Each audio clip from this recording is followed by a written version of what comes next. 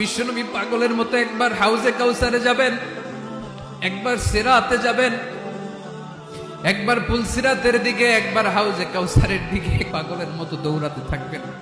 তার কোন গুনাহগার উম্মত যাতে জাহান্নামে ঢুকে না যায়, সেদিন কেউ সুপারিশ করতে পারবে না বিশ্বনবী ছাড়া।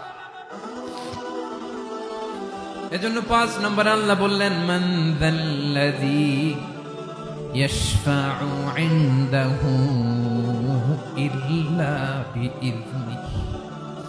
কার সাহস আছে, কার এত বড় বুকের পাটা কিয়ামতের কঠিন দিন আল্লাহর সামনে দাঁড়িয়ে সুপারিশ করবে? কারো ক্ষমতা নাই।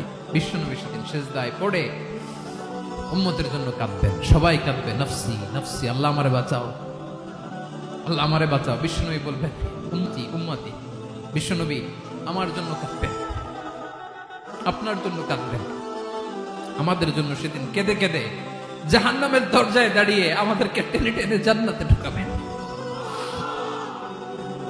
এজন্য এই বিশ্বনবীর ভালোবাসা যেন আমাদের হৃদয়ে ভরপুর থাকে। আমার ভাইয়েরা, প্রতি শুক্রবার বিশ্বনবীর উপরে বেশি বেশি যেন আমরা দুরূদ পড়ি। আমরা যখন বিশ্বনবীর সালাম দেই, দুরূদ পড়ি, একদল স্পেশাল ফেরেশতা আছে যারা বিশ্বনবীর দুরূদটা নিয়ে সরাসরি বিশ্বনবীর রওজায় যায়, যে বলে অমুকের বেটা অমুক আপনারে সালাম দিয়েছে। বিশ্বনবী নিজ কবরের থেকে নিজেই সালামের উত্তর দেয়। বিশ্বনবীর ভালোবাসা যেন আমাদের হৃদয়ে থাকে, বিশ্বনবীর সুন্নাহ দিয়ে যেন আমাদের জীবনটাকে সাজাই, পারা যাবে ইনশাআল্লাহ। বিশ্বনবীর ভালোবাসা ছাড়া কেউ জান্নাতে ঢুকতে পারবে? বিশ্বনবীর পক্ষে আমরা বলবো, বিশ্বনবীর পক্ষে আমরা লিখবো, বিশ্বনবীর জন্য আমরা আমাদের কলিজার রক্ত বিলিয়ে দিব, ঠিক কিনা বলেন?